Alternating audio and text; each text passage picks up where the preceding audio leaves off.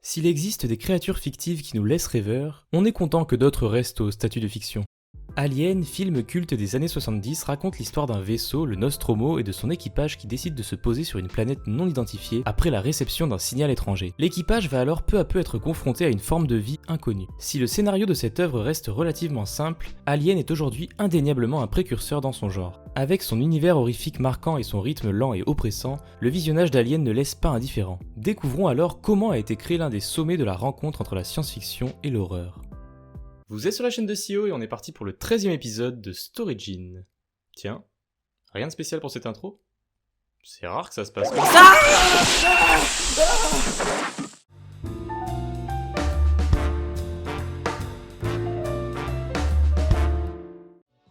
Si je vous demande qui est le créateur d'Alien, vous me répondrez sûrement Ridley Scott, ce qui n'est pas tout à fait vrai. Alors qu'il est à l'université, Dan O'Bannon crée en 1970 une comédie de science-fiction avec ses amis John Carpenter et Ron Cobb. Dans ce film du nom de Dark Star, on peut déjà voir l'apparition d'un alien fabriqué à l'aide d'un ballon de plage peint auquel des mains griffues ont été ajoutées. O'Bannon appréciera l'expérience mais il va rester sur sa faim, ayant envie de s'éloigner de la comédie en montrant un alien plus crédible, un alien qui semble bien réel. O'Bannon va alors écrire un script de 29 pages intitulé Memory et qui commence ainsi. Un groupe d'astronautes se réveille et découvre que leur voyage a été interrompu à cause de la réception d'un signal provenant d'une planète étrangère. Les astronautes vont alors faire atterrir leur vaisseau sur la planète en question et vont y découvrir une étrange créature. O'Bannon va donc prendre ce script prometteur et il va le foutre dans un placard parce qu'il a d'autres projets.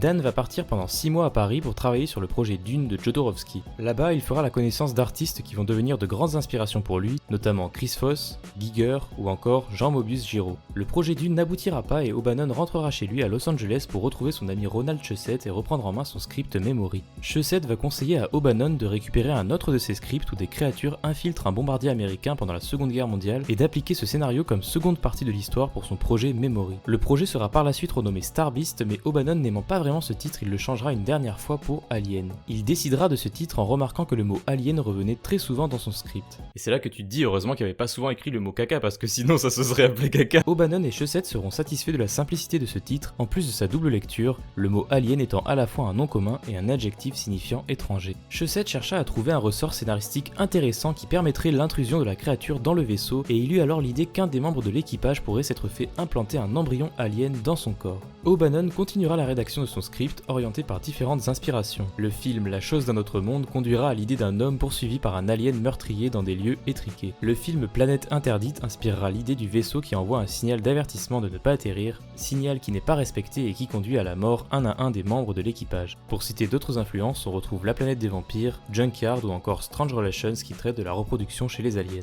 Vient alors le temps de présenter leur script à divers studios. O'Bannon et Shusett avaient préparé leur phrase d'accroche pour pitcher leur projet facilement, c'était la suivante. Vous voyez les dents de la mer? Ça, dans l'espace.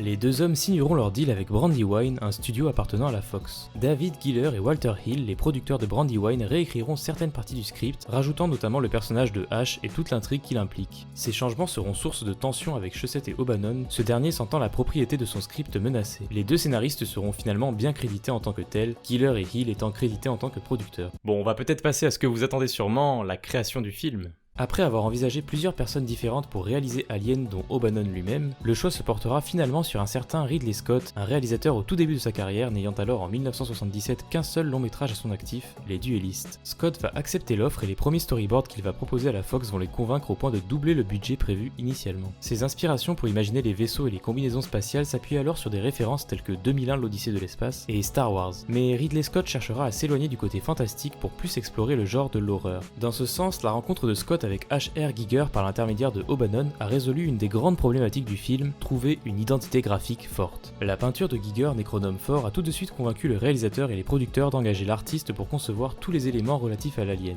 Giger est ainsi à l'origine des designs de l'alien, du facehugger, du chestburster ou encore du vaisseau abandonné. Certains des designs de l'artiste ont été par la suite légèrement modifiés par Ron Cobb. Pour le design de l'alien ou xénomorphe, Giger a incorporé différents éléments tels que des organes sexuels, des vertèbres de serpent, mais aussi des pièces mécaniques de Rolls-Royce. L'artiste revendiquant lui-même le terme de biomécanique pour décrire son art, sa collaboration avec Carlo Rambaldi ne pouvait donner qu'un excellent résultat. Rambaldi, artiste des effets spéciaux, s'est occupé de fabriquer la tête du xénomorphe et tous ses mécanismes, assemblant plus de 900 pièces et articulations ensemble. La combinaison finale de l'alien était portée par Bolaji Badejo pour la plupart des scènes, sinon par des cascadeurs pour les scènes d'action. Pour les derniers ajouts, afin de donner cette texture visqueuse à l'alien, de grandes quantités de lubrifiant KY Jelly ont été utilisées. Une petite pensée au mec qui a dû aller faire les courses pour acheter des tonnes de lubrifiant et supporter tous les regards de jugement. Une équipe d'environ 200 artisans a conçu les décors, notamment par l'usage de maquettes à l'échelle 1/24e. Un mélange de sable, de plâtre, de roche et de fibres de verre a été versé dans le studio pour constituer la surface de la planète étrangère sur laquelle les acteurs joueront. Les combinaisons spatiales seront particulièrement désagréables à porter pour les acteurs. Étant lourdes, encombrantes, étouffantes et sans système de refroidissement ni même d'aération, les acteurs étaient par moments proches du malaise et des bouteilles d'oxygène restaient toujours à portée de main en cas d'urgence. Alien sortira finalement le 25 mai 1979 et récoltera 184 millions de dollars au box-office, soit plus de 16 fois son budget de 11 millions de dollars. L'œuvre fait aujourd'hui partie des grands classiques du cinéma ainsi que l'un des meilleurs films de Ridley Scott. Si tous les films composant sa saga sont assez inégaux, Alien aura assurément marqué le genre de la science-fiction et de l'horreur.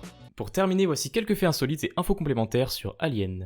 En plus des monstrueux designs de Giger, les différentes créatures du film ont été conçues par des méthodes plutôt spéciales. Pour l'œuf d'Alien, l'intérieur a été fait avec des tripes et de l'estomac de vache. Pour le facehugger, de l'intestin de mouton a été utilisé et sa version disséquée a été faite quant à elle avec des fruits de mer. Pour la scène du chestburster, les acteurs avaient vu à l'avance le mécanisme de l'alien qui sort du corps de Hurt, mais ils n'avaient pas été prévenus pour l'explosion de faux sang qui l'accompagnait. Ainsi, la réaction d'effroi de l'actrice Veronica Cartwright est on ne peut plus crédible puisqu'elle a réellement eu peur en recevant du sang sur le visage.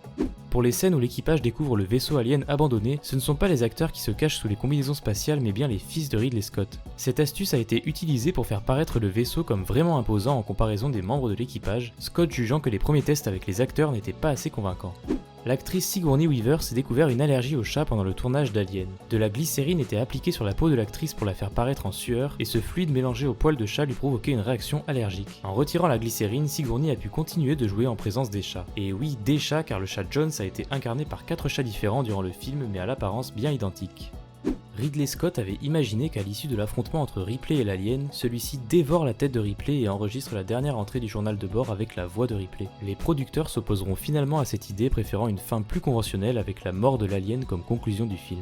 Et c'est sur ce dernier fait que s'achève ce Storyjin. J'espère qu'il vous a plu, encore un gros épisode, les Storyjins sont décidément de plus en plus longs. Cette œuvre a été piochée dans vos suggestions sur Instagram pour le coup, et je trouvais que c'était le bon moment pour aborder une œuvre d'horreur dans cette période où c'était Halloween il y a pas longtemps. On a passé il y a quelques semaines le premier millier d'abonnés sur la chaîne, merci beaucoup à vous, ça fait très plaisir et ça motive pour la suite. Je vous invite comme toujours à proposer vos Storyjins en commentaire, abonnez-vous pour ne louper aucune vidéo et appuyez sur le petit like, ça soutient la chaîne. On se retrouve bientôt pour un nouveau Storyjin, sur ce, c'était Sio, ciao, à la prochaine.